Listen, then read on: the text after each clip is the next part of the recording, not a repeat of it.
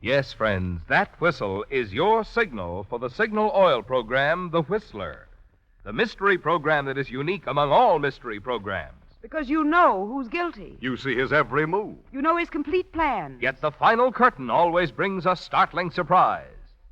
In the signal oil program, The Whistler.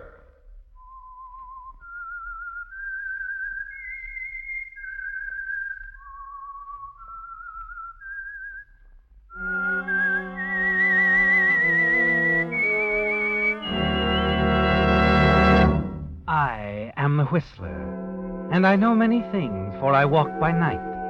I know many strange tales hidden in the hearts of men and women who have stepped into the shadows. Yes, I know the nameless terrors of which they dare not speak. Yes, friends, it's The Whistler for the tops in entertainment. And for the tops in gasoline quality, it's Signal. It takes extra quality, you know, to give you extra mileage. And Signal is the famous Go Farther gasoline. So look for the Signal circle sign in yellow and black that identifies friendly independent signal stations from Canada to Mexico. And now the Whistler's strange story, Whirlpool. He wasn't sure when it began. It was too much like walking in the middle of a nightmare, and then remaining in it, living in it. The shipwreck, the confusion, it was all there again, coming back to him. But slowly, hazily. And there was a strange buzzing in his ears, pressure and the sound of the sea, a whirlpool of confusion.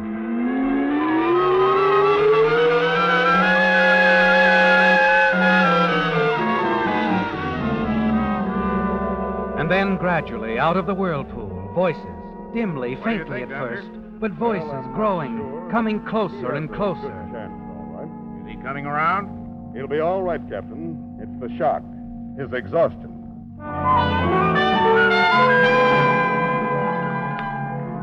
But through it all, one thing seemed clear, in focus. Those few swift minutes before the ship heeled over on its side, before he leaped for the lifeboat and missed. There was a girl, yes, a girl, standing in the companionway just outside her cabin. He remembered her face, her fair skin, her clear eyes, wild as he shouted at her frantically. Hey, don't stand there. Get up to the deck, the lifeboats. Boats? Oh, yes, I was Wait, is there anybody inside, in the cabin? The cabin? There is? No. No, I'm alone. Then go on up these stairs. There isn't much time. Hurry.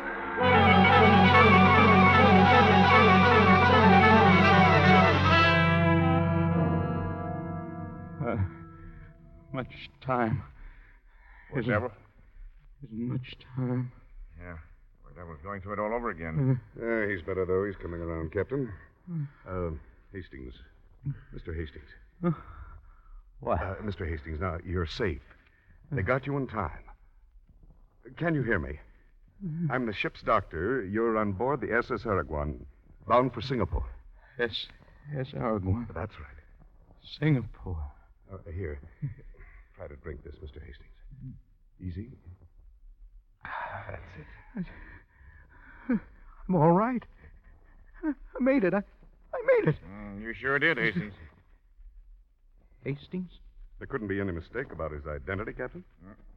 No, that's who he is. He's Hastings' doctor. There's no doubt about it. The girl says so. She's his wife. Oh, I see. Could you get her to come in here, Captain? What? My wife? No, Now, just relax.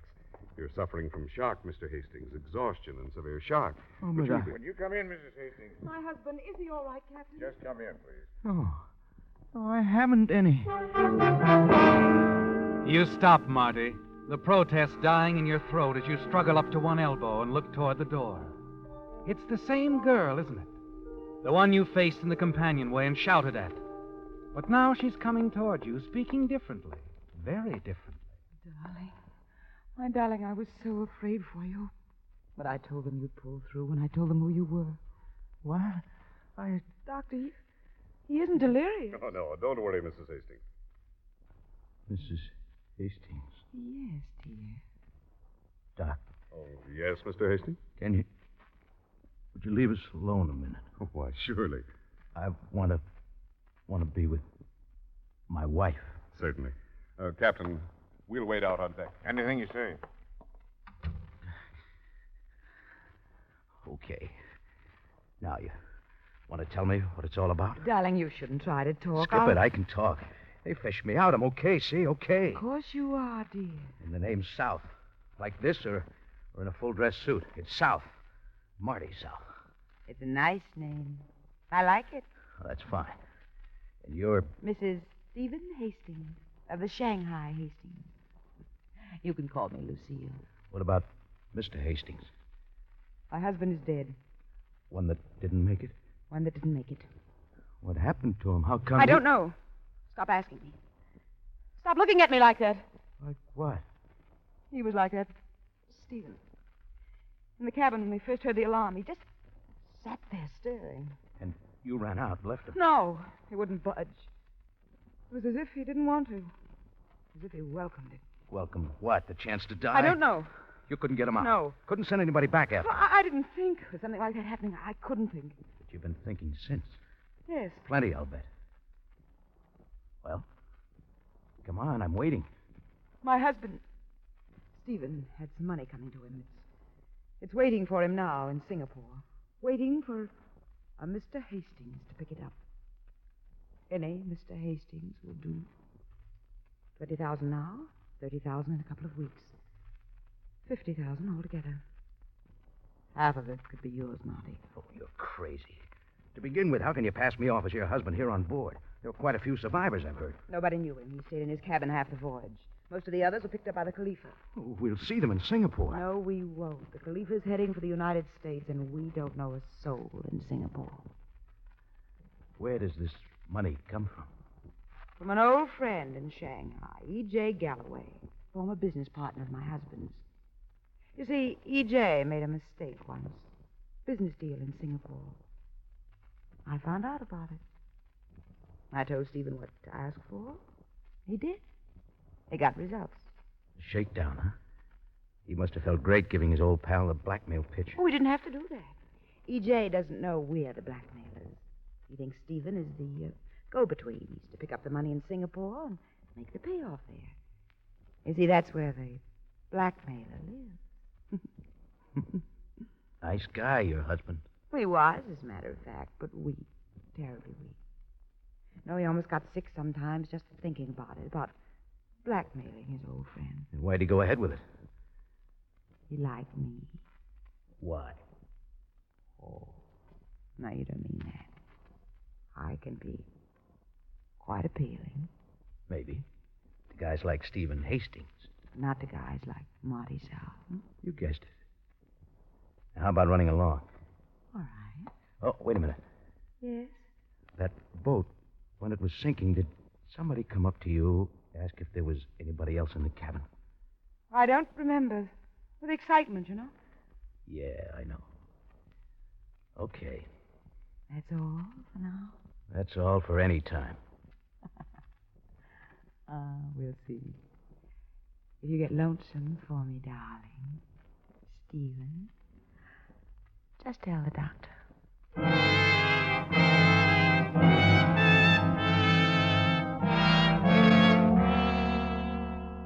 That's all, Marty, and then she's gone, leaving you to think it over. But you know her kind. Lucille is a man-trap, and you figure she'll be back soon to try to help you make up your mind. But that's where you make a mistake, isn't it, Marty? Because she doesn't come back. Not in a few hours, not even that night. She just leaves you alone. And the next morning you can hear her outside asking about you. How is he, Doctor? He's much better. Oh, I'm so glad, but I think I'll just let him rest. Yes, Marty. She lets you rest and think. At first, you find yourself strangely curious. Then you think some more, and you don't say anything else to them about not being her husband, Stephen Hastings. Then a half a day out of Singapore, you can't stand it anymore. You call the doctor and send for her. Dear, you're sitting up. How wonderful. I'm doing better than that. I'm pacing the floor. Oh? And don't look as if you don't know why, Lucille. Oh. It's Lucille now. How nice when you say it. Don't you want to know what I've decided? I know. Yeah? You like money, Marty.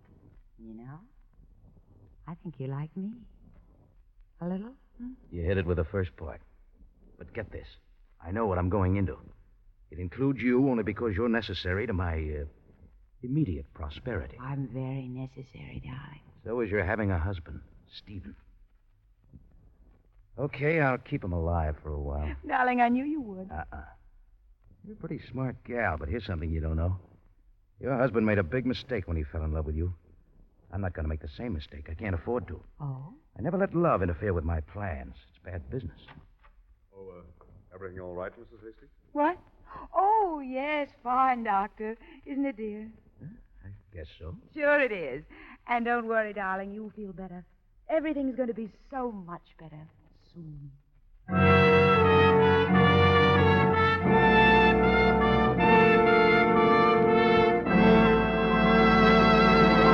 With the prologue of Whirlpool, the Signal Oil Company brings you another strange story by The Whistler. But now, since this is only our second broadcast at this new Sunday evening time, I have a message especially for you new friends of The Whistler. If you've lived out west any length of time, you know that Signal is known from Canada to Mexico as the Go Farther gasoline. Now, naturally, we're mighty proud of Signal's famous mileage, but even more so, we're proud of the extra efficiency today's Signal gasoline coaxes from your motor, which makes such mileage possible. For when your motor runs more efficiently, you also enjoy quicker starting, faster pickup, and smoother knock-free power, the things which make driving more fun. That's why folks who want superior performance, as well as those who insist on mileage, are both switching to Signal. They've discovered that to get the tops in gasoline quality, there are just two things to remember. One, in gasoline, it takes extra quality to go farther. And two, Signal is the famous Go Farther gasoline. Now, back to the Whistler.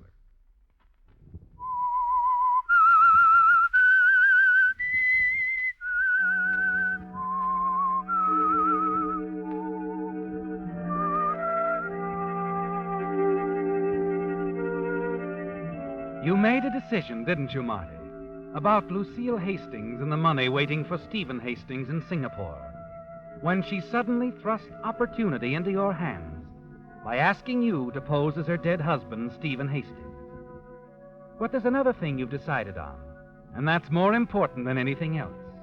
You're not going to make the same mistake he did, are you, Marty? No, you're not going to fall in love with Lucille, because that doesn't fit in with your plans at all. Money is the most important thing, isn't it? It always has been, even though you don't have much of it at the moment. And you've never let a woman interfere. You've never let your heart rule your head where money is concerned.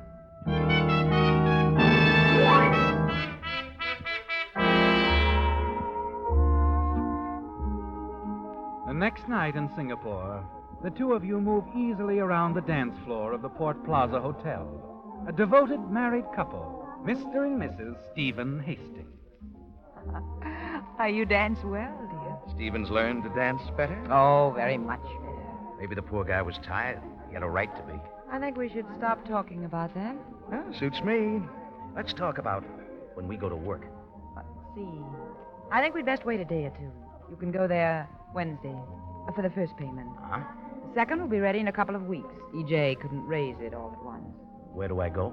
I'll have to look at EJ's letter again for the exact address. It's a little tailor shop somewhere on Ponderosa Street. You don't have to look again. Not with that memory. It's a tailor shop. Why Wednesday? No reason. I just think it's best. All right? Maybe it is. Maybe it isn't. I don't get all this mystery. There isn't any mystery, I told you. If Galloway stood still for a 50 grand shakedown, why didn't he just give it to you or send it to you direct? Why all this movie stuff? This was my idea, not EJ's. You see, in case EJ couldn't raise the money or changed his mind or decided to talk with the authorities, I thought it would be much better for me if I were far away. With me for the fall guy if anything goes wrong here. Nothing can go wrong here. There's no crime in having your coat pressed. What do I do when I get to this tailor shop? Like I said, you just have your coat pressed. You can wait for it if you want to. Tell them you're Mr. Hastings. What if they want proof? They can call the hotel and ask Mrs. Hastings, but they won't. Relax, darling. Sorry, I can't relax. Not till I've had my coat pressed.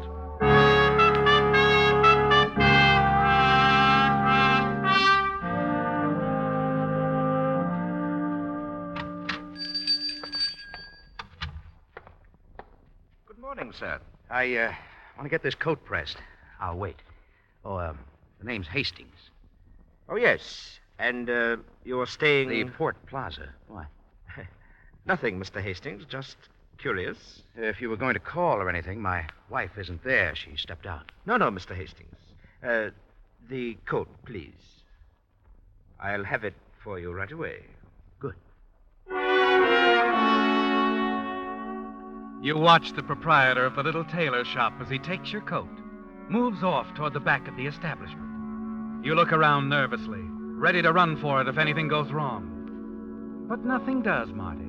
He's back in a matter of minutes, handing the freshly pressed coat across the counter.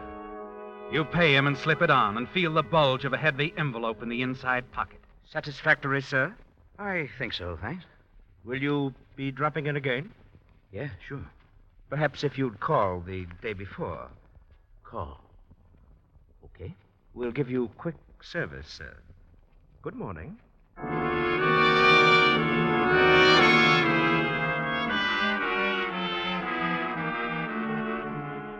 Half a block away, you open the envelope and look inside. It's there, Marty. $20,000 in crisp, unmarked bills. Half of it yours.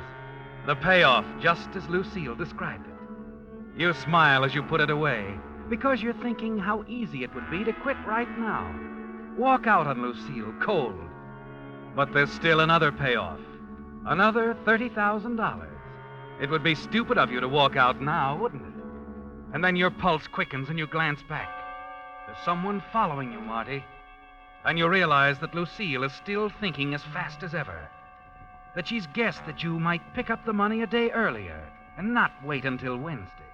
You turn, hurry down the street on your way back to the hotel.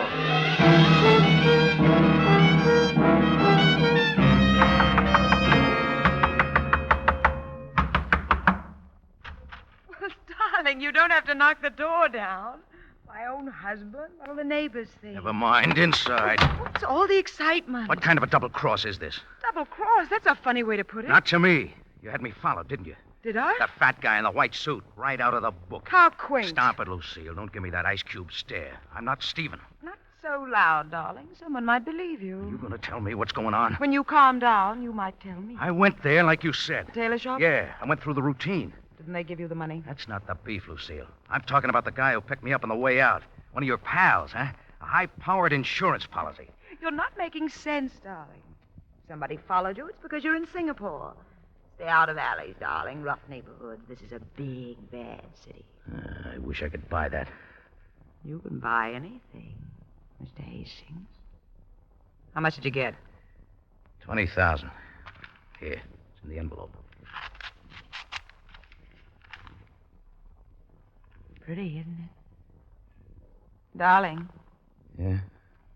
speaking of double crosses, I thought I told you not to go to the tailor shop until tomorrow. All right, I'll forgive you this time. No, you won't. Well, I'll try, honest. What are you thinking? Something pretty foolish. But sometimes you'd really like to level. Marty, darling, put your arms around me. What, so I can hold on for the sleigh ride? I wouldn't take you on a sleigh ride. Not you. You'd take your mother on one. Oh, don't hate me, Marty. Not now. Not this minute. Here I go, huh? Well, my back's against the door anyway. Marty. Tell her. Too bad it's not for keeps, Lucille. Let's not talk about for keeps. Let's think about now. Right now. Yeah, right now. Only admit it. Tomorrow it could be a knife in my back. All right, if that's the way you want me to say. But right now, kiss me, Marty. Kiss me.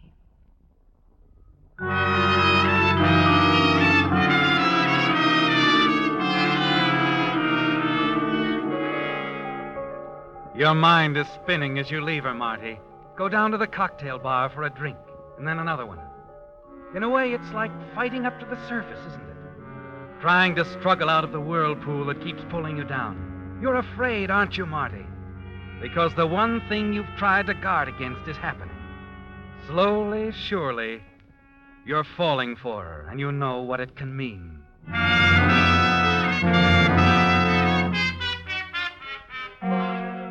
You don't do anything about it the next day, or in the days that follow. Just go along, trying to keep your head above water. And then one night, as you walk alone through the streets of Singapore, you catch sight of him again, the man she's had following you. You hurry forward, turn into an alley, stop, and wait. Here I am, mister. Hey, what do you want? What do you want? Hey, take it easy, Mr. Hastings. I just wanted to talk it over. Talk what over? The deal. I thought maybe you'd change your mind of the way you've been acting, avoiding me. Of course, this is a crazy setup. Huh? I naturally thought you were going to meet me when you got in last week to set it all up. Oh, yeah, naturally, but... Well, I almost forgot what you looked like. You didn't know what I looked like. You never seen me before. You made a deal with a guy I work for, remember? I think you'd better keep talking, Mr. Gray's good enough, Mr. Gray. It might be. I don't blame you for being careful, Mr. Hastings. A screwy deal like this. But, how's it sound to you? You take your wife to the Red Angel Cafe tomorrow night. Just casual like, see? You have dinner with her. The last one. And then you stroll out on the terrace. The terrace? Yeah, nobody out there much. Just give me a chance to get lined up, and then light a cigarette. Match will give me a target. An easy one. Well, what do you know? Stephen. It hits you suddenly. Stephen Hastings, the weakling. He'd actually set up a plan to kill her at the end of the voyage. A plan that he was too weak to go through with. It's perfect, isn't it? You can get rid of Lucille tomorrow night. And a few days later, you can drop around to the tailor shop, pick up the rest of the money, and leave town. But you're not sure that this is the way you want it to be. Not even for $50,000. What's the matter, Mr. Hastings? You changed your mind? Changed my mind? Well, I'd like a little more time to think it over. Look, I've been doing some traveling. I want the $5,000 that you agreed to pay my employer, Mr. Hastings, huh? 5,000. Yeah. Okay, you'll get it. Want to leave it in your hotel box? Small, new bills, cash? Sure. Mr. Gray. Yeah. If the money's in the box, tomorrow night, you'll see us. My wife and me at the Red Angel Cafe. On the terrace? Yeah. I'm to light her cigarette.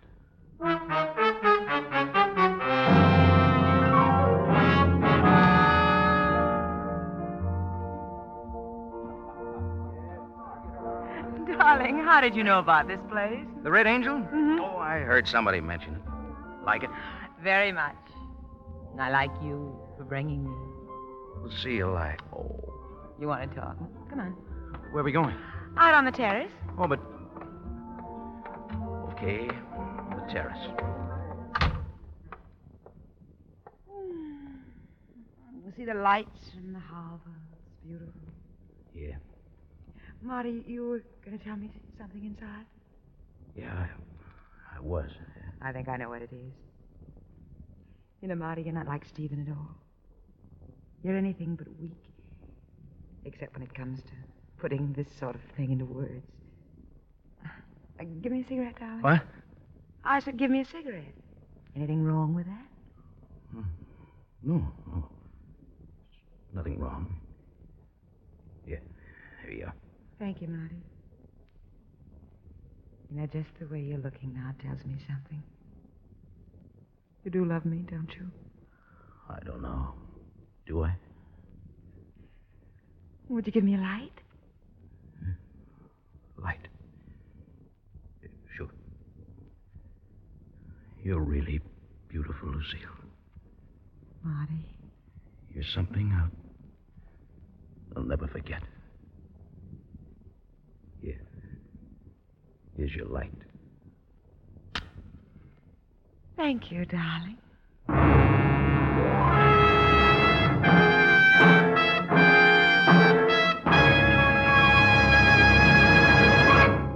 The Whistler will return in just a moment with a strange ending to tonight's story.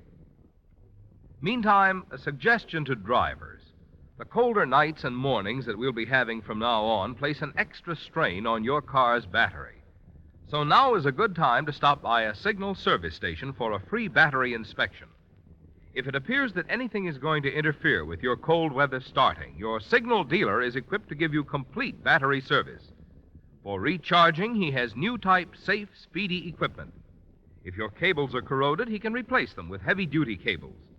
And should you need a new battery, there's none finer than Signal's new deluxe batteries that are guaranteed not for just 12 or 18 months, but for 30 months on a service basis.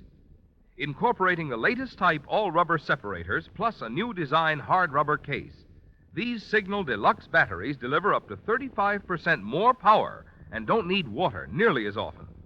So before you get any battery, get your Signal dealer's trade-in offer for your old battery, plus his convenient credit terms on today's finest battery, the new Signal Deluxe battery, available only at Signal service stations.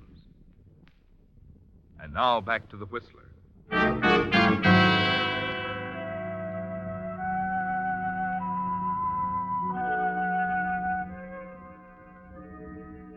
It was like a whirlpool, the shipwreck, the swirling waters, Marty South fighting his way through the sea, awakening to find a new life and wealth placed in his hands by Lucille Hastings. But somehow in the police station at Singapore, that part of the story was of little concern as the arresting officers huddled around a man sitting under the glaring white light. Come on, Gray. We know you did it. No.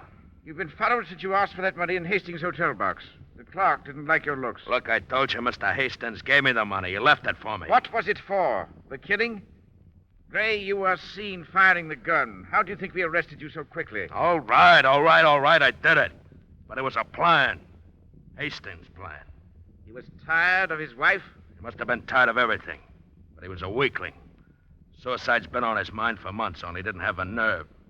So he hired us, me, to do it for him. But why his wife, too? How do I know?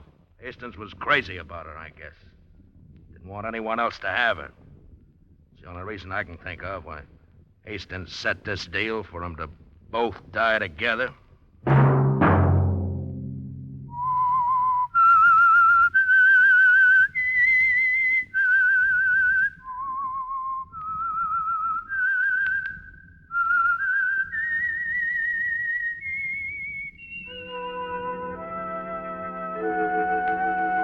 Let that whistle be your signal for the Signal Oil program, The Whistler, each Sunday night at the same time. Brought to you by the Signal Oil Company, marketers of Signal gasoline and motor oil and fine quality automotive accessories. Signal has asked me to remind you, to get the most driving pleasure, drive at sensible speeds, be courteous, and obey traffic regulations. It may save a life, possibly your own.